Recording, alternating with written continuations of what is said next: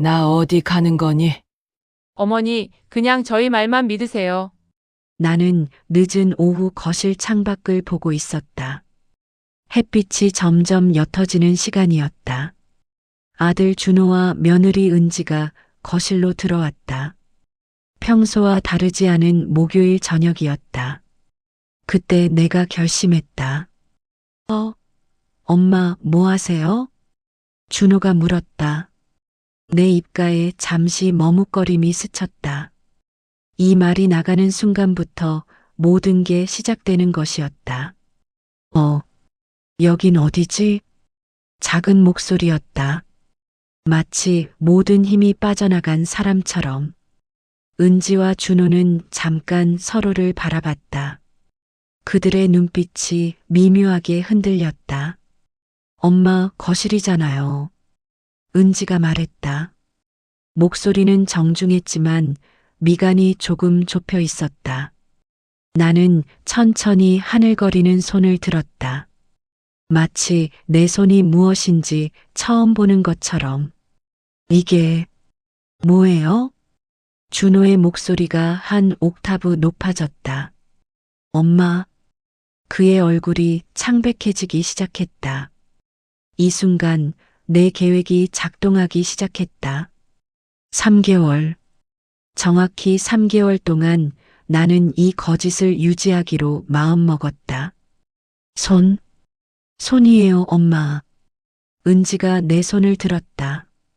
그녀의 손은 따뜻했지만 어딘가 서툼이 묻어났다. 마치 수의사가 동물을 다루듯이, 아니, 더 정확하게는 깨진 그릇을 다루듯이. 아, 그렇구나. 나는 천천히 고개를 끄덕였다. 그때부터 은지의 눈빛이 변했다. 처음엔 걱정이었다. 하지만 그 걱정 뒤에 또 다른 감정이 살금살금 기어나오고 있었다. 계산이라고 해야 할까? 아니면 안도감이라고 해야 할까? 준호는 한 손으로 소파에 앉았다. 그의 손가락이 떨렸다. 은지야, 엄마가. 응, 알겠어. 은지는 나를 보지 않았다. 대신 휴대폰을 꺼내들더니 뭔가 검색하기 시작했다. 검색창에 뜬 글자들은 내 눈에 선명하게 보였다. 치매 초기 증상, 노인성 치매 판정 기준, 요양원 입소 자격. 그 순간 내 심장이 철렁했다. 하지만 내 얼굴은 고요했다. 계획은 시작되었고 나는 더 깊이 들어가야 했다. 엄마, 어디가 안 좋으세요? 준호가 더 가까이 다가왔다. 그의 목소리는 여전히 걱정스러웠지만 나는 그 목소리 아래에 숨어 있는 다른 리듬을 들었다. 불안감, 미래에 대한 계산. 글쎄, 잘 모르겠어. 나는 천천히 하늘을 바라봤다. 창문 너머로 해가 진다. 그리고 나는 알았다. 이 3개월이 모든 걸 보여줄 거라는 걸. 내 아들이 누구인지, 내 며느리가 누구인지, 그들이 날 어떻게 생각하는지. 저녁 해가 맨 마지막 금빛만 남겨두고 사라지고 있었다. 내 옛 인생도 그렇게 지고 있었다. 그리고 새로운 인생이 떠오르기 전에 어둠이 시작되는 중이었다. 그 첫밤 나는 일부러 밥을 적게 먹었다. 스푼을 자주 떨어뜨렸다. 은지가 한숨을 쉬는 소리가 들렸다. 길고 깊은 숨이었다. 그녀는 내 그릇을 치우면서 말했다. 어머니, 혼자 하실 수 있어요? 잘. 나는 말을 흐렸다. 은지는 내 얼굴을 보지 않고 부엌으로 돌아갔다. 저녁밥 먹는 10분 동안 그 집에는 한마디 말도 오가지 않았다. 테이블 위에는 숟가락 닿는 소리만 있었다. 며칠이 지났다. 2주가 되자 은지의 변화가 눈에 띄기 시작했다. 아침에 내 방에 올 때 문을 여는 손의 힘이 세졌다. 확 밀어 젖히다시피. 그리고 내 이름을 부를 때의 음성 톤이 조금씩 낮아졌다. 처음엔 어머니, 기상하세요였다. 그 다음 주엔 그냥 일어나세요가 되었다. 어머니, 화장실 다녀오셨어요? 은지가 물었다. 나는 고개를 천천히 저었다. 글쎄, 어디가 화장실이지? 그 순간 은지의 눈이 굳어졌다. 위 눈썹이 아래로 내려왔다. 미간이 철썩 좁혀졌다. 그리고 그녀는 한 발짝 뒤로 물러섰다. 마치 내가 무언가 전염성 있는 것처럼. 이 집에 온 지 벌써 5년이 됐어요. 은지의 목소리에는 날카로움이 숨어 있었다. 표면적으로는 설명이었지만 실제로는 책망이었다. 나는 천천히 일어났다. 손잡이를 잡으려고 팔을 들었다. 의도적으로 조금 흔들리게. 은지는 내 팔을 잡지 않았다. 대신 한 발짝 더 뒤로 물러섰다. 그날부터 그녀는 내 것을 만지지 않기 시작했다. 밥을 담을 때도 숟가락으로 떨어뜨렸다. 목욕할 때 수건도 문 밖에 놓고 가버렸다. 거기서 2시간을 기다렸다. 누군가는 오겠지 싶었다. 아무도 오지 않았다. 그 사이에 은지는 준호와 뭔가를 나눴다. 밤 11시쯤 거실에서 그들의 목소리가 들렸다. 내가 의도적으로 문을 열었을 때 엄마 상태가 이상한데. 준호가 말했다. 응, 알아. 어제 딸기도 못 먹던데? 은지의 목소리는 밋밋했다. 마치 내 상태를 묘사하는 게 아니라 냉장고 안의 음식을 세는 것처럼. 우리 엄마 맞아? 예전엔 이렇지 않았는데. 글쎄, 나이 드시면 이럴 수 있다고 하더라고. 은지는 핸드폰을 켜들었다. 그리고 다시 검색했다. 60대 초반 여성 급격한 인지 저하, 진행성 치매 증상, 노인 요양시설 비용. 내 가슴이 철렁 내려앉았다. 하지만 나는 문을 조용히 닫았다. 3주째 되던 날 상황이 뚜렷해졌다. 은지가 내 밥을 덜어낼 때 양이 눈에 띄게 줄었다. 반쯤만 담았다. 그리고 함께 밥을 먹지 않기 시작했다. 그녀와 준호는 거실에서 먹고 나는 부엌 테이블 귀퉁이에 혼자 앉았다. 한 번은 내가 밥을 더 달라고 했다. 어머니, 이 정도면 충분해요. 그 말에는 동의할 여지가 없었다. 마치 의사가 환자에게 내리는 진단 같은 말이었다. 밤이 되면 은지의 발걸음이 더 빨라졌다. 내가 거실을 지날 때마다 그녀는 고개를 돌렸다. 눈을 마주치지 않으려고. 심할 땐 내가 옆을 지나가자마자 한숨을 내쉬었다. 그리고 그 한숨이 내 등에 닿았다. 어머니, 여기 앉으세요. 은지가 소파 한쪽 구석을 가리켰다. 거기는 온 집에서 가장 낡은 자리였다. 나머지 소파엔 앉지 말라는 뜻이었다. 4주가 지나자 은지의 얼굴에 피로가 아니라 짜증이 명확하게 드러났다. 눈밑이 보라빛을 띠었다. 하지만 그건 나 때문이 아니라 나를 대해야 하는 것 때문이었다. 그리고 그 차이를 나는 선명하게 느꼈다. 하루는 내가 밥을 흘렸다. 의도했던 것도 있고 아니었던 것도 있었다. 흰 쌀알들이 식탁 위로 흩어졌다. 은지가 달려왔다. 하지만 손으로가 아니라 청소기 소리가 울렸다. 그녀는 밥알보다 내가 얼마나 귀찮은지를 청소하고 있었다. 제발 좀, 다시는 이러지 말아요. 그게 그녀가 내게 한 가장 긴 말이었다. 그리고 가장 차가운 말이었다. 그 밤 나는 화장실에 가서 조용히 울었다. 계획이었다. 모두 계획이었다. 하지만 현실이 이렇게 빠르게 온다는 건 예상하지 못했다. 은지의 표정 변화, 그녀의 숨쉬는 방식, 그 모든 게 내 가슴을 뜯어먹고 있었다. 거울 속 내 얼굴을 봤다. 얼굴이 창백해 보였다. 정말 치매 걸린 노인처럼 보였다. 하지만 눈은 여전히 맑았다. 모든 걸 본다. 모든 걸 기억한다. 그 사실이 더 아팠다. 5주째 준호의 변화도 뚜렷해지기 시작했다. 준호는 처음엔 달랐다. 첫 주에는 퇴근하고 집에 들어오는 발걸음이 빨랐다. 신발을 벗으면서 나를 찾았다. 엄마, 어떠셨어? 밥은 먹으셨어? 그의 목소리는 정말 걱정스러웠다. 눈썹도 조금 위로 올라가 있었다.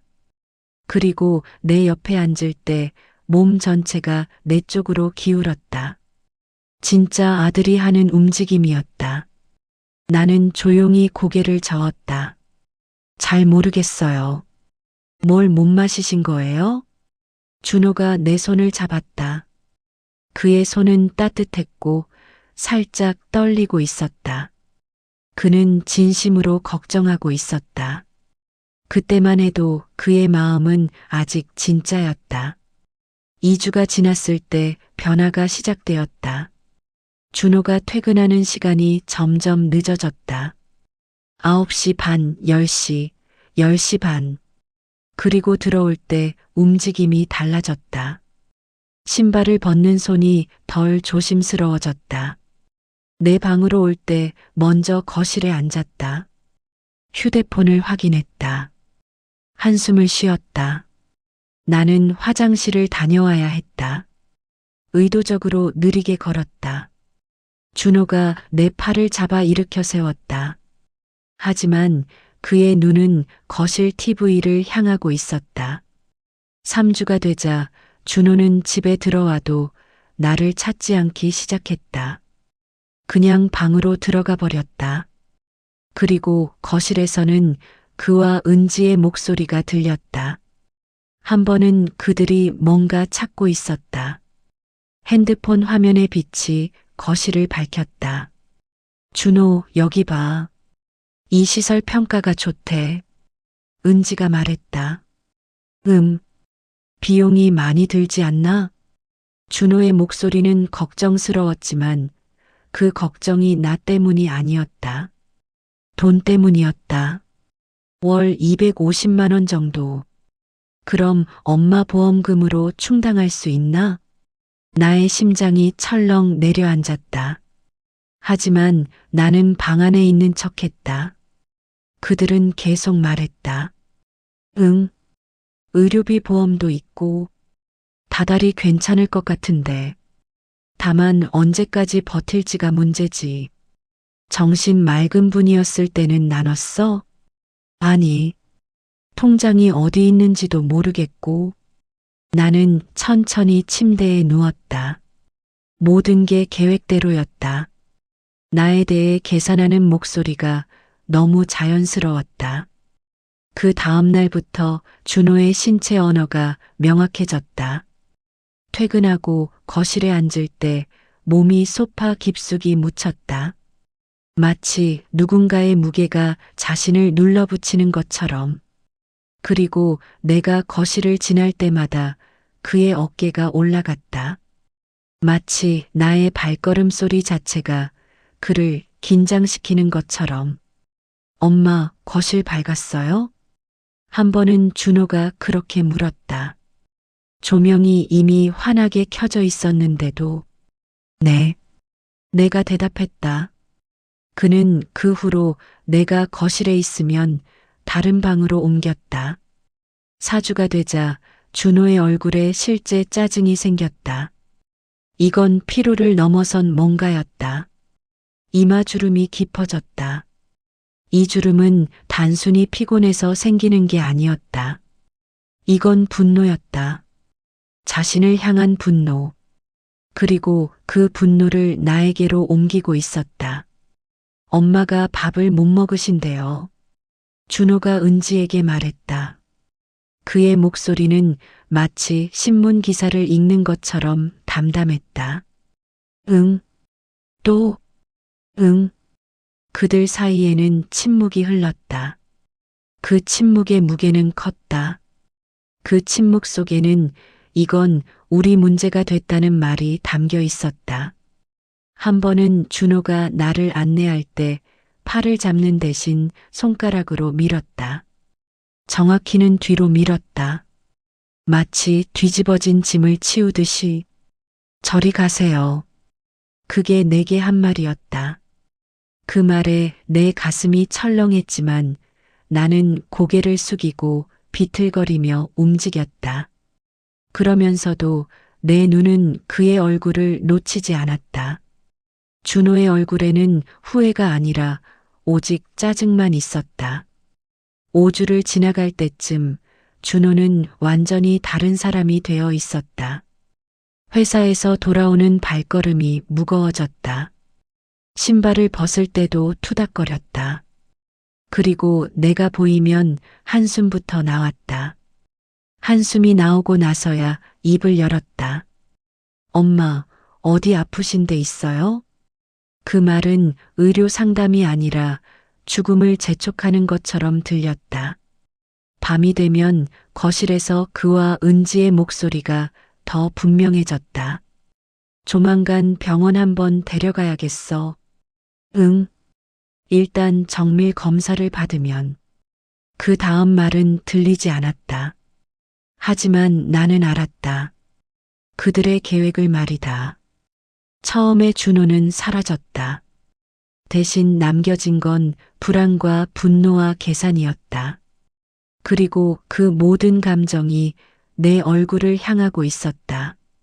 밤 11시 나는 침대에 누워 천장을 봤다. 거실에서 여전히 그들의 목소리가 들렸다. 엄마를 모시는 게 이렇게 힘들 줄은. 그게 준호의 마지막 말이었다. 그리고 나는 그 말이 끝난 직후 그의 발걸음이 어떻게 변했는지를 들었다. 무거웠다. 분노에 가까운 무거움. 6주가 되자 준호는 집에 들어오지 않기 시작했다. 회사 술자리가 많아졌다고 했다. 은지는 나에게 밥을 덜 챙기기 시작했다. 그리고 나를 봤을 때 더 이상 불쌍히 여기지 않았다. 대신 혐오했다. 그것이 진짜 변화였다. 6주를 넘어갈 때쯤 그들의 계획은 구체적인 형태를 띠었다. 엄마, 병원 가봐야겠어요. 준호가 말했다. 목요일 아침이었다. 그의 얼굴은 매우 침착했다. 마치 오래전부터 결정된 일을 알리는 것처럼. 네. 나는 고개만 끄덕였다. 대학병원 신경과 진료실. 의사는 50대 중반으로 보였다. 그의 옷은 흰색이었다. 그 흰색은 권위를 의미했다. 그리고 권위는 신뢰를 만들었다. 치매 검사를 해야겠습니다. 그의 말은 제안처럼 들렸지만 실은 판결문이었다. 준호와 은지는 고개를 끄덕였다. 검사실로 들어갔다. 의사는 나를 여러 가지 질문으로 괴롭혔다. 오늘이 몇 월 며칠입니까? 11월 15일입니다. 대통령 이름은? 전 기억 못합니다. 그 대답에 의사의 눈썹이 조금 올라갔다. 하지만 바로 내려왔다. 마치 이미 예상하던 답인 것처럼. 검사는 2시간 걸렸다. 내가 의도적으로 답을 틀렸고 의사는 그것을 증거로 기록했다. 종이에 체크 표시가 많아졌다. 그의 펜이 움직일 때마다 내 심장이 내려앉았다. 검사가 끝나고 의사실로 돌아왔을 때 의사의 얼굴엔 이미 결론이 떠 있었다. MRI 결과도 확인해 봤는데, 보시다시피 뇌의 일부 영역이 위축되어 있습니다. 의사는 스크린을 가리켰다. 나는 내 뇌를 봤다. 가느다란 검은 부위들이 여기저기 있었다. 의사의 손가락이 그것들을 하나하나 짚으며 설명했다. 이 정도면 경증 치매로 분류할 수 있겠습니다. 그 말이 끝나자 준호의 숨이 변했다. 아주 작은 변화였지만 나는 들었다. 안도의 숨, 자신의 계획이 정당화되었다는 숨. 의사는 계속 말했다. 약물 치료도 필요하고요. 그리고 집에서의 돌봄이 어려우시다면 요양시설 입소를 권해드립니다. 그 말은 의사가 한 게 아니었다. 준호와 은지가 이미 의사에게 말한 걸 의사가 앵무새처럼 반복한 것이었다. 내가 주에 깊게 보니 의사와 준호 사이에는 무언의 신호가 오가고 있었다. 의사의 눈빛이 준호를 향해 한 번 깜빡였다. 준호는 미묘하게 고개를 끄덕였다. 그것이 합의였다. 집으로 돌아왔을 때 준호의 행동이 빨라졌다. 그날 저녁 은지가 나를 거실로 불렀다. 테이블 위에 팜플렛이 몇 장 놓여 있었다. 요양원 소개 자료였다. 어머니, 여기 정말 좋은 시설이래요. 은지가 말했다. 그녀의 목소리는 어떤 결정을 이미 내렸음을 의미했다.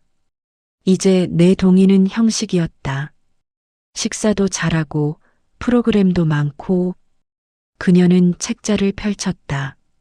사진들이 보였다. 밝은 거실, 웃고 있는 노인들. 그것은 광고였다. 그것은 거짓이었다. 하지만 준호의 눈은 그것을 진실로 본다.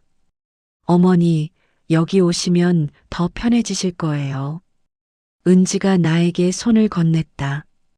그 손은 따뜻했지만 그 손가락들은 나를 밀어내고 있었다. 나는 그 팜플렛을 들었다. 손이 떨렸다. 의도적으로 떨게 한 게 아니었다. 정말 떨렸다. 내 손가락들이 종이를 꼭 쥐었다. 손가락 끝이 창백해졌다. 언제 가야 하나요? 내가 물었다. 일단 내일 시설 방문해 보고요. 서류 준비하면 일주일 안에 입소 가능하대요. 준호가 말했다. 그의 목소리는 여행 계획을 짜는 것처럼 밝았다. 그 밤 나는 침대에 누웠지만 잠이 오지 않았다. 내 계획이 맞았다. 모든 게 내 예상대로였다. 하지만 현실 속에서 일어나는 일은 내 예상보다 더 빨랐다. 더 냉정했다. 더 잔인했다. 다음 날 아침 나는 의도적으로 더 느리게 움직였다. 화장실 가는 것도 느렸다. 밥 먹는 것도 느렸다. 마치 시간을 늦추면 일어날 일을 막을 수 있다고 믿는 것처럼. 어머니, 준비하세요. 우리 그 요양원 가봐야 해요. 은지가 내 팔을 잡았다. 그녀의 잡는 방식이 달랐다. 이전보다 더 강했다. 이제 설득이 아니라 강압이었다. 요양원은 교회에 있었다. 새 건물이었다. 외관만 봐도 비용이 많이 드는 곳이라는 걸 알 수 있었다. 복도를 지나갈 때 나는 주에 깊게 관찰했다. 밝은 조명 아래 앉아 있는 노인들. 그들의 눈은 텅 비어 있었다. 벽에는 밝은 그림이 붙어 있었다. 하지만 그 밝은 그림도 그들의 눈을 깨우지 못했다. 원장이 나타났다. 50대 여성이었다. 그녀의 미소는 너무 완벽해서 무섭다고 느껴질 정도였다. 어머니 환영합니다. 그 말에는 진심이 없었다. 그건 사업이었다. 나는 매출이었다. 그녀는 내 손을 잡았다. 마치 할머니를 다루듯이. 여기 계신 분들 보세요. 모두 행복해 하세요. 거짓이었다. 하지만 준호와 은지는 그것을 믿었다. 아니, 믿고 싶었다. 밥도 맛있고요. 재활 치료도 하고 가족들이 면회 올 때 보면 정말. 원장이 말했다. 거기서 멈췄다. 그리고 나를 봤다. 그리고 준호를 봤다. 마치 거래를 확인하는 눈으로. 언제 입소하시려고 생각하세요? 준호가 답했다. 빨리요. 빨리 하면 좋을 것 같아요. 그의 말투 속에는 급함이 있었다. 이미 내가 짐이 되었다. 하루빨리 짐을 내려놓고 싶은 급함. 그 순간 나의 가슴에서 뭔가가 터지려고 했다. 눈물이 아니었다. 분노도 아니었다. 절망이었다. 내 아들, 내 며느리. 이들이 정말 내 아들과 내 며느리가 맞나? 나는 천천히 일어섰다. 둘러보았다. 요양원의 밝은 복도, 웃는 노인들, 그리고 준호와 은지. 아, 알겠습니다. 나는 말했다. 목소리가 떨렸다. 이제는 의도적인 떨림이 아니었다. 그들은 내 목소리의 떨림을 들었을까? 진짜 절망을 들었을까? 아니었다. 은지가 내 팔을 다시 잡았다. 그리고 나를 안내했다. 마치 나를 어딘가로 보내는 것처럼. 마치 나를 더 이상 돌려주지 않을 것처럼. 준호는 원장과 서류를 얘기했다. 내 옆에서 마치 내가 거기 없는 것처럼. 차 안에서 나는 창밖을 봤다. 거리가 지나갔다. 사람들이 지나갔다. 그들 모두는 자유로워 보였다. 나는 침묵했다. 준호가 말을 걸었다. 엄마, 일주일만 참으세요. 서류 정리하면 가시는 거예요. 그 말에 내가 대답했다. 네. 그냥 네였다. 그 한 글자가 모든 걸 끝냈다. 그 밤 내 방에서 내가 울었다. 정말 울었다. 손가락이 입을 막았다. 숨이 끊길 듯 했다. 하지만 나는 소리를 내지 않았다. 아무도 내 울음을 들으면 안 됐다. 계획이었다. 모두 내 계획이었다. 하지만 계획과 현실은 다르다. 계획에선 나는 내 감정을 통제할 수 있을 줄 알았다. 현실에선 나는 이미 무너져 있었다. 그리고 가장 무서운 건 이것이었다. 나를 잠깐 위로하려 누군가 문을 두드리지 않았다는 사실. 아무도 오지 않았다. 완벽한 침묵, 완벽한 무관심. 그것이 요양원을 보내는 것보다 더 아팠다. 입소 예정일이 4일 남았다. 은지는 이미 내 옷을 작은 가방에 집어넣기 시작했다. 몇 개의 옷, 몇 개의 속옷. 그것이 내 전부가 되었다. 큰 가방은 필요 없었다. 나는 가져갈 게 별로 없었다. 그 자체가 메시지였다. 준호가 나를 불렀다. 엄마, 병원 다시 한번 가봐야겠어요. 네. 보험 서류 때문에. 의사 진단이 한 번 더 필요하대요. 거짓이었다. 하지만 나는 알았다. 이건 최종 확인이었다. 혹시 모르니 한 번 더 체크하고 서류를 확실히 하려는 것이었다. 대학병원 신경과. 우리는 다시 그 의자에 앉았다. 3주 전과 동일한 자리. 대기실에서 나는 어떤 감정도 느끼지 않기로 했다. 의도적으로. 어머니. 간호사가 나를 불렀다. 진료실로 들어갔을 때 의사의 얼굴이 약간 이상해 보였다. 그의 눈썹이 미묘하게 찌푸려 있었다. 마치 뭔가 예상과 다른 결과를 본 것처럼. 어머니, 이전 검사 결과와 비교를 해봤는데요. 의사가 말을 끝내지 않았다. 그의 손가락이 서류를 짚고 있었다. 그의 펜이 어디론가를 가리켰다. 이상한데요? 나의 심장이 철렁 내려앉았다. 뭐? 어떻게 이상합니까? 내가 물었다. 목소리를 최대한 평온하게 유지했다. 의사는 한번 나를 봤다. 그의 눈빛이 변했다. 처음보다 예의 깊었다. 마치 나를 새로 평가하는 눈으로. 일단 이번 검사 결과를 보면 어머니 치매가 없습니다. 침묵이 흘렀다. 나는 그 침묵을 들었다. 진료실에 앉아 있는 준호와 은지도 그 침묵을 들었을 거다. 뭐라고요? 준호가 물었다. 그의 목소리가 갈라졌다. 네, 정상입니다. 완전히 정상적인 인지 기능입니다. 의사가 다시 말했다. 이번엔 더 명확하게. 그런데 이전 검사에서는 은지가 말을 시작했다. 네, 그것도 다시 확인해 봤습니다. 의사는 화면을 켰다. MRI 사진들이 나타났다. 뇌의 일부 영역 위축은 사실 정상인에게서도 나타날 수 있습니다. 나이가 들면서 흔히 보이는 변화거든요. 그것만으로 치매를 판단할 수는 없습니다. 의사의 목소리가 바뀌었다. 이전에 그 확신찬 톤이 없었다.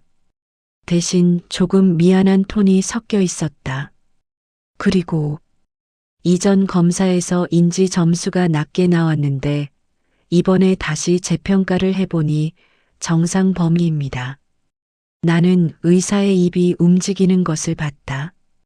하지만 그 말들이 거의 들리지 않았다. 왜냐하면 나는 준호의 얼굴을 보고 있었기 때문이었다. 그의 얼굴이 하얗게 질렸다. 아니, 정확하게는 색이 빠졌다. 혈색이 사라졌다. 마치 누군가 펌프로 그의 몸에서 피를 빨아낸 것처럼. 은지는 손을 움켜잡고 있었다. 손가락이 하얀색으로 변했다. 그래서 의사가 계속 말했다. 약은 따로 처방할 필요가 없을 것 같습니다. 이상 없습니다. 그 말이 끝났을 때 진료실에는 또 다른 종류의 침묵이 내려앉았다. 이전의 침묵은 불확실함의 침묵이었다. 이 침묵은 붕괴의 침묵이었다. 준호가 천천히 입을 열었다. 그럼 엄마가 말이 완성되지 않았다. 마치 말 자체가 그를 거부하고 있는 것처럼 의사는 나를 봤다. 그리고 다시 한번 분명하게 말했다. 어머니는 치매가 아닙니다. 뇌 기능도 정상입니다. 오히려 나이치고는 좋은 편입니다. 그 말이 나를 향했지만 실제로는 준호와 은지에게 향한 말이었다. 나는 얼굴을 움직이지 않았다. 표정을 지었다.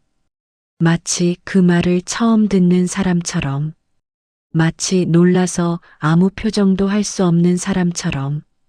실제로는 내 얼굴이 돌 같았다. 서류는요? 은지가 물었다. 그녀의 목소리가 작아졌다. 작고 떨렸다. 네. 정상 판정 증명서를 드리겠습니다. 의사가 프린터 버튼을 눌렀다. 종이가 나왔다. 어포 용지 하나. 그것이 모든 계획을 무너뜨렸다. 우리는 진료실을 나왔다. 복도는 밝았다. 너무 밝아서 눈이 부셨다. 나는 천천히 걸었다. 의도적으로 느리게. 그렇게 해야 준호와 은지의 모습을 더 분명하게 볼 수 있었다. 준호는 걷지 않고 있었다. 그냥 서 있었다. 그의 몸이 진료실 문 앞에서 멈춰 있었다. 마치 누군가 그를 손으로 고정시킨 것처럼. 은지의 손이 준호의 팔을 잡았다. 하지만 그것은 위로가 아니었다. 그것은 자신을 지탱하기 위한 행동이었다. 그들의 얼굴을 보고 있노라니 내가 처음 계획했던 목적이 달성되는 것을 느꼈다. 이제 나는 알고 있었다. 내 아들의 진짜 마음을, 내 며느리의 진짜 얼굴을, 그들이 나를 어떻게 생각하는지를. 지난 6주는 무엇인가? 그들의 말과 행동과 결정의 완벽한 기록이었다. 그들의 영혼을 들을 수 있는 6주였다. 그리고 지금 그들의 얼굴은 그 영혼이 무엇으로 만들어졌는지를 명확하게 보여주고 있었다. 차 안에서 아무도 말을 하지 않았다. 준호는 핸들을 잡고 있었지만 자동차는 움직이지 않았다. 그의 손가락이 떨렸다. 떨림이 크지 않았지만 분명했다. 분노와 패닉의 떨림. 은지는 창밖을 보고 있었다. 또는 아무것도 보지 않고 있었다. 그냥 눈을 뜨고 있었을 뿐. 나는 뒷자리에 앉아서 조용히 웃었다. 소리 없는 웃음이었다. 그것이 반전의 시작이었다. 집에 도착한 것은 오후 3시였다. 나는 거실 소파에 앉아 있었다. 준호와 은지는 내 앞에 있었다. 그들의 얼굴은 여전히 창백했다. 병원 진료실에서의 그 색이 돌아오지 않고 있었다. 나는 침묵했다. 그들도 침묵했다. 그 침묵이 30분을 지났을 때 내가 천천히 일어났다. 뭔가 보여줄 게 있어. 내가 말했다. 그들의 눈이 내게로 향했다. 나는 휴대폰을 들었다. 그리고 녹음 파일을 켰다. 거실에 목소리가 흘러나왔다. 하루 종일 어머님 챙기고 있자니 정신이 없어. 은지의 목소리였다. 친숙하지만 내가 이전에 들었던 것과는 다른 은지였다. 매일 이렇게 답답하면 어떻게 해? 준호가 짧게 대답했다. 알아. 힘들겠지. 은지가 바로 꺼냈다. 요양원 말이야. 거기 입소금 얼마라고 했어? 월 250? 어머니 보험금으로 충당할 수 있지? 그걸 알아봐야지. 준호의 손이 팔걸이에서 떨어졌다. 그의 입이 반쯤 벌어져 있었다. 나는 다음 녹음으로 넘겼다. 밤중에 은지의 목소리가 다시 흘러나왔다. 이번엔 더 적은 톤이었다. 요양원에 보내고 나면 통장이 우리 거 아니야? 글쎄, 아직은 엄마 명의지. 당신이 그 돈을 관리하면 되지. 조용해. 혹시 몰라. 은지가 일어섰다. 그녀의 얼굴이 창백해졌다. 나는 또 다른 녹음을 틀었다. 은지의 목소리. 정말 답답해. 이렇게 피폐해 가는 거 봐야 하고. 요양원에 가면 전문가가 돌봐줄 거야. 거기서 편하게 있어. 그게 낫지. 준호의 손이 떨렸다. 이번엔 작은 떨림이 아니었다. 손 전체가 진동하고 있었다. 나는 마지막 녹음을 틀었다. 밤중의 목소리. 은지의 목소리가 작지만 분명했다. 이 상황 뭐야? 우리가 이렇게까지 해줘야 해? 그 다음 준호의 목소리. 한숨이 섞여 있었다. 그래. 우리도 피해자야. 요양원 보내고 나면 편해질 거지? 응. 그러겠지. 나는 녹음을 멈췄다. 거실은 완전한 침묵으로 채워졌다. 그 침묵의 무게는 매우 무거웠다. 은지의 얼굴이 하얀색을 넘어 회색으로 변했다. 그녀의 손이 입을 막았다. 마치 자신이 한 말이 다시 나오지 않게 하려고. 준호는 소파에 무너져 앉았다. 그의 어깨가 떨리고 있었다. 하지만 소리는 없었다. 마치 영화 속에서 음성을 끈 장면처럼. 나는 일어났다. 너희들 말이 모두 기록되어 있어. 내 목소리는 차가웠다. 하지만 분노가 아니었다. 그냥 사실을 전달하는 목소리였다. 나를 치매인 줄 알았을 때 너희들의 진짜 얼굴이 어떤 것인지. 준호가 나를 봤다. 엄마, 이건 뭐라고 할 말이 있어? 내가 물었다. 그가 입을 벌렸다 다물었다. 다시 벌렸다. 하지만 말이 나오지 않았다.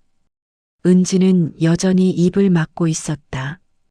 그녀의 눈에서 눈물이 떨어지고 있었다. 하지만 나는 동정하지 않았다. 그 눈물이 무엇인지 알았기 때문이었다. 그것은 후회의 눈물이 아니었다. 그것은 들키고 난 뒤의 절망의 눈물이었다. 나는 준호를 봤다. 이제는 의도적인 흔들림이 아니었다. 나는 이 집에서 6주 동안 너희가 날 어떻게 생각하는지 똑똑히 들었어. 너희가 나를 어떻게 대하는지 똑똑히 봤어. 준호가 울음을 참으려 애를 쓰고 있었다. 하지만 그것도 내가 동정할 대상이 아니었다. 요양원을 보내려고 했던 이유는 뭐였어? 내가 물었다. 준호가 입을 열려고 했다. 말하지 마. 이미 다 알아. 나는 손을 들었다. 통장, 돈, 보험금. 그게 너희가 나를 생각했던 이유 전부야. 거실의 침묵이 깊어졌다. 나는 휴대폰을 내려놨다. 이 녹음들은 안전한 곳에 보관되어 있어. 혹시 몰라서. 그 말이 의미하는 바는 명확했다. 나는 증거를 가지고 있다. 그리고 나는 그것을 언제든 꺼낼 수 있다. 은지가 기대고 있던 소파에서 일어나 화장실로 들어갔다. 그 뒤 구토하는 소리가 들렸다. 하지만 나는 그것을 들으려고 하지 않았다. 준호는 여전히 소파에 앉아 있었다. 그의 몸은 더 이상 떨리지 않았다. 마치 그 자체가 무너져 내려간 것처럼. 나는 거실에서 나갔다. 내 방으로 들어가서 문을 닫았다. 거기서는 어떤 소리도 들리지 않았다. 완벽한 침묵만 있었다. 하지만 그 침묵이 전부였다. 내가 들었던 모든 것이 여기 있었다. 내 아들의 목소리, 내 며느리의 목소리, 그들의 욕심, 그들의 냉정함, 그들의 거짓, 모두 여기에 기록되어 있었다. 그리고 이제 그들은 알았다. 나는 치매가 아니라는 것을, 나는 모든 것을 기억하고 있다는 것을, 나는 더 이상 약한 노인이 아니라는 것을. 다음 날 아침 나는 거실 테이블에 앉았다. 준호와 은지는 밤새 말을 하지 않았다. 그들은 각자 침대에서 밤을 새웠을 것이다. 준호가 거실로 들어왔다. 그의 얼굴은 회색이었다. 눈밑이 검게 물들어 있었다. 하지만 내 눈을 못 마주쳤다. 엄마, 앉아.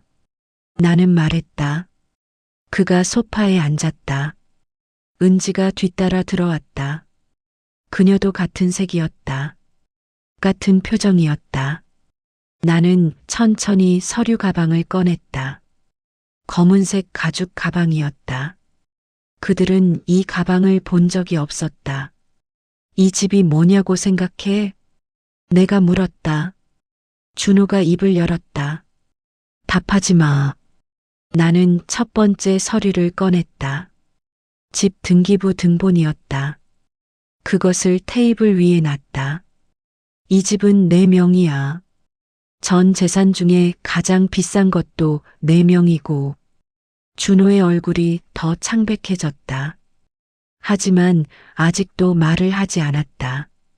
나는 다음 서류를 꺼냈다. 예금 통장들이었다. 하나, 둘, 셋. 4개가 나왔다. 은행에 놓인 돈들이야. 이것도 전부 내 명의. 이 통장들에만 5억이 넘어. 은지가 손을 입에 가져갔다. 마치 무언가 흘러나오지 않게 하려고. 나는 계속했다. 예금도 있고, 정기적금도 있고, 펀드도 있어. 너희가 가지려고 했던 그 돈들 말이야. 준호가 소파에서 미끄러져 내렸다. 팔꿈치가 다리 위에 올려졌다. 마치 자신을 지탱할 힘이 없는 것처럼. 나는 또 다른 서류를 꺼냈다. 보험 증서들이었다. 보험금도 있지. 생명보험, 의료보험, 암보험. 전부. 수혜자는 나야. 그리고 아래에 적힌 것 봐. 제2수혜자란을 봐. 준호가 가까이 다가가 문서를 봤다. 그의 눈동자가 움직였다.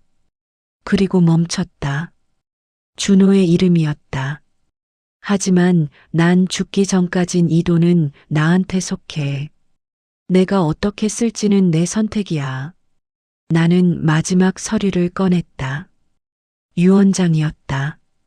두꺼운 봉투에 들어 있었다. 유언장도 있어. 법적으로 작성된. 변호사 입회하에. 은지의 몸이 흔들렸다. 정말로 흔들렸다. 마치 누군가 그녀를 밀어낸 것처럼. 엄마, 우리가 뭘 했길래. 은지가 말했다. 목소리가 떨렸다. 뭘 했어? 내가 물었다. 그녀가 대답할 말을 찾지 못했다. 넌 내 발을 밀어냈어. 내 밥을 줄였어. 내 손을 마치 전염병 걸린 것처럼 대했어. 나는 은지를 봤다. 그리고 넌? 준호를 바라봤다. 넌 더 심했어. 아들이면서 엄마를 돌봐야 하는데 넌 엄마를 어떻게 없앨까만 생각했어. 준호의 입이 움직였다. 하지만 말이 나오지 않았다. 이 집도 없었으면 좋았겠어? 내가 다시 물었다. 날 요양원에 보냈으면, 그리고 내가 거기서 빨리 죽었으면 좋았겠어? 침묵이 흘렀다. 그 침묵이 대답이었다. 나는 서류들을 다시 가방에 집어넣었다. 천천히, 정확하게, 마치 의식처럼. 이제부터 이 집에서의 모든 게 바뀔 거야. 내가 말했다. 식사 시간, 방의 온도, 가구의 배치, 모든 게. 은지가 울음을 터뜨렸다. 하지만 나는 그것을 보지 않았다. 나는 더 이상 약한 할머니가 아니야. 나한테는 변호사가 있고, 증거가 있고, 돈이 있어. 나는 거실을 나가려 했다. 그리고 가장 중요한 건 나는 다시 돌아봤다. 내가 여러분에 대한 모든 걸 안다는 거야. 거실을 나갔다. 뒤에서는 은지의 울음만 들렸다. 준호의 울음은 없었다. 그의 울음은 뭔가 더 깊은 곳에서 일어나고 있었다. 내 방에 들어가서 문을 닫았다. 창밖으로 날씨가 보였다. 맑은 아침이었다. 햇빛이 밝게 내려왔다. 거리에는 사람들이 지나가고 있었다. 그들은 모두 자유로워 보였다. 나는 거울을 봤다. 내 얼굴이 거기에 있었다. 표정이 없는 얼굴. 그것이 내 진짜 모습이었다. 피해자도 아니고 약자도 아니고 그냥 나 자신. 처음으로.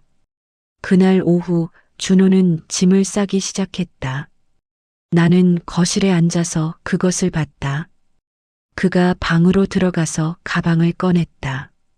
검은색 여행용 가방이었다. 작은 것부터 시작했다. 셔츠를 집어넣었다. 바지를 집어넣었다. 양말을 집어넣었다. 그의 손가락들이 떨렸다. 물건을 집을 때마다 떨렸다. 은지는 침실에서 나오지 않았다. 반나절 동안 나오지 않았다. 그저 문이 닫혀 있을 뿐이었다. 하지만 나는 소리를 들었다. 울음이었다. 준호가 거실을 지나갈 때 나를 봤다. 우리 눈이 마주쳤다. 그의 눈동자가 흔들렸다. 엄마, 내가 할 말이 있어. 내가 말했다. 짐 다 쌌어? 네. 근데, 그만 가. 아무것도 가져가지 마. 이 집의 모든 게 내 것이니까. 그 말에 준호의 얼굴이 더 창백해졌다. 엄마, 제발. 다시 생각해봐. 준호가 말했다. 목소리가 떨렸다. 생각할 게 없어. 가. 나는 대답하지 않고 창밖을 봤다. 그 사이에 은지가 나왔다. 그녀도 가방을 들고 있었다. 더 작은 가방이었다. 옷 몇 개와 화장품이 들어있을 그런 가방. 그녀의 눈은 종이처럼 회색이었다. 눈에는 아무것도 남아있지 않았다. 마치 모든 걸 내줘버린 것처럼. 문이 열렸다. 그들이 나갔다. 뒤에서 문 닫히는 소리가 들렸다. 거실은 갑자기 조용해졌다. 너무 조용했다. 이상한 조용함이었다. 마치 누군가 죽은 것처럼의 조용함. 나는 거실의 모든 것을 봤다. 세 명이 함께 앉던 소파, 함께 밥 먹던 식탁, 함께 마주봤던 공간. 이제는 나 혼자였다. 차 소리가 들렸다. 준호의 차가 출발했다. 나는 창으로 그것을 봤다. 차가 거리로 나갔다. 그리고 멀어져 갔다. 은지는 뒤에 앉아 있었다. 창밖을 봤다. 또는 아무것도 보지 않고 있었다. 그냥 눈을 뜨고 있었을 뿐. 은지의 엄마, 즉, 내 며느리의 어머니 집은 서초동에 있었다. 준호가 그곳으로 간다는 건 이미 정해진 것 같았다. 은지가 미리 전화를 했을 것이다.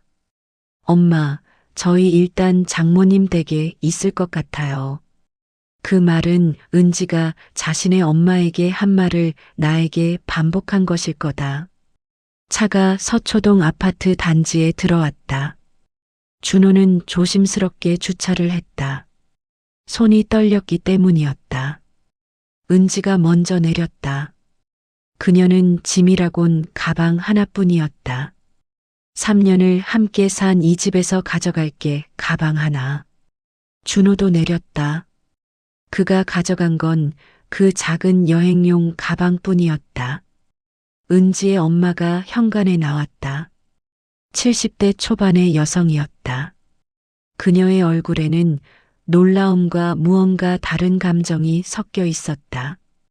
불안감 아니면 죄책감. 너희 왜 이러는 거야? 은지의 엄마가 물었다. 엄마, 일단 들어갈 수 있을까? 은지가 말했다. 목소리가 없었다. 나는 그 장면을 상상했다. 은지의 엄마가 물어볼 것이다. 뭐 일 있어?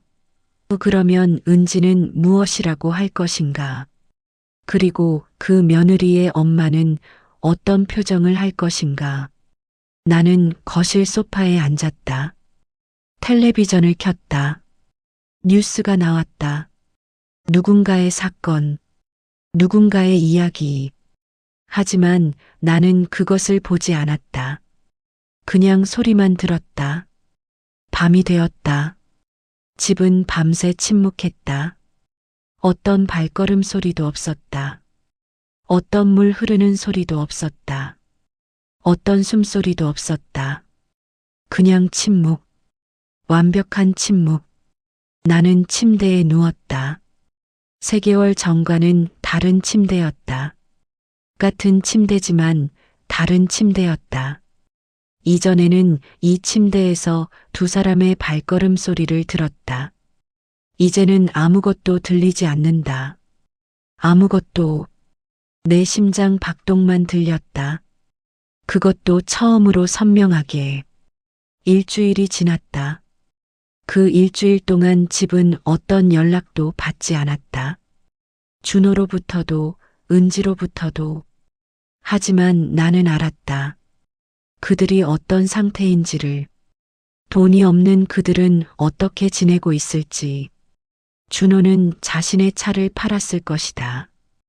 은지는 자신의 보석들을 팔았을 것이다. 두 사람은 은지의 엄마 집에서 의지할 곳 없이 있을 것이다. 그리고 그들은 내 돈이 그렇게 많았다는 사실을 깨달았을 것이다. 자신들이 얼마나 작은 생각을 했는지를, 자신들이 얼마나 거대한 것을 밀어낸 건지를. 하지만 그것은 내 문제가 아니었다. 그들이 어떻게 되든, 그들이 어디서 살든, 그들이 무엇을 하든 내 문제가 아니었다. 한 달 뒤 나는 강릉에 있었다. 새벽 바닷가에서 혼자 걸었다. 내 발자국만 남았다. 누구도 내 발걸음을 재촉하지 않았다. 파도 소리를 들었다. 바람을 느꼈다. 그리고 깨달았다. 내가 지금까지 느껴본 것이 진짜가 아니었다는 걸. 아침 카페에서 따뜻한 우유를 마셨다. 누구를 기다리지 않으면서, 급히 마시지 않으면서, 그냥 그 맛을 느끼면서 서점에서 시인의 시집을 집었다. 제목을 보지도 않고 그 책의 마지막 문장이 나를 멈춰 세웠다. 모든 날이 나인 줄 알고 살았는데 지금이 정말 내가 처음 사는 날인 것 같다. 나는 그 말을 몇 번을 읽었다. 정확하게 내가 느끼는 것이었다. 45년을 살면서 처음으로 나는 내 삶을 살고 있었다. 제 아들과 며느리는 저를 해결해야 할 문제로 봤습니다.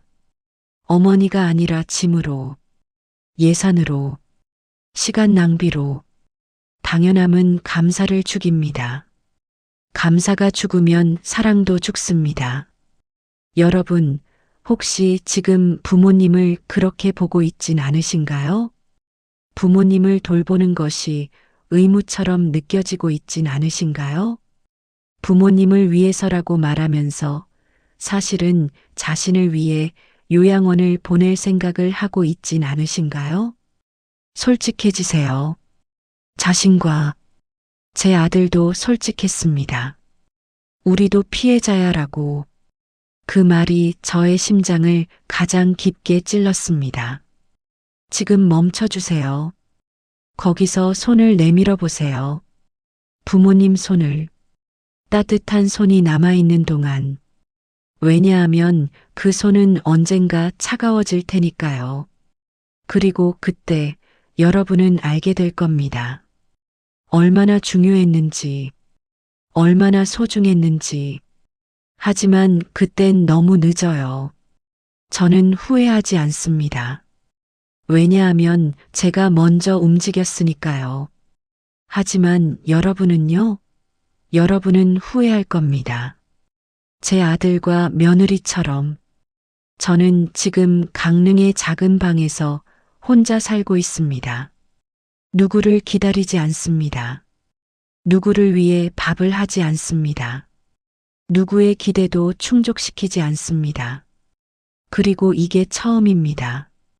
45년을 살면서 저는 처음으로 저 자신입니다. 거울 앞에 서서 저는 말합니다. 안녕 나. 그리고 그 눈빛이 무엇을 원하는지 봅니다.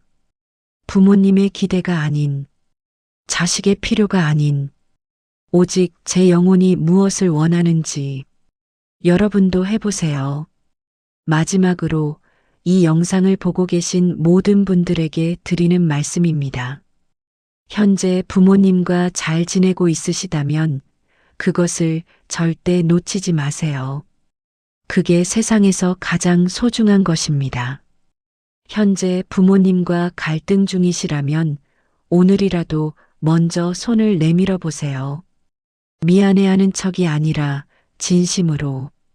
현재 부모님을 잃고 후회 중이시라면 그 후회를 다른 사람에게 주지 마세요. 누군가의 부모님이 아직 살아계시다면 오늘 저녁 그들에게 전화해 보세요. 그냥 목소리 들을 때까지. 그게 효도입니다. 여전히 가능한 여러분이 할 수 있는 진짜 효도입니다. 더 이상 늦지 마세요. 저는 이 이야기를 여러분과 나누면서 다시 한번 확인했습니다. 가족이 있을 때 그들을 소중하게 대하는 것이 얼마나 중요한지를. 후회는 남은 시간을 모두 빼앗아 갑니다. 그 후회가 여러분에게 일어나지 않기를 진심으로 바랍니다. 정말로. 이 영상이 여러분의 마음에 조금이라도 닿았다면 부디 구독과 좋아요를 눌러주세요. 이것은 단순한 부탁이 아닙니다. 이 이야기가 더 많은 분들에게 전해져야 하기 때문입니다.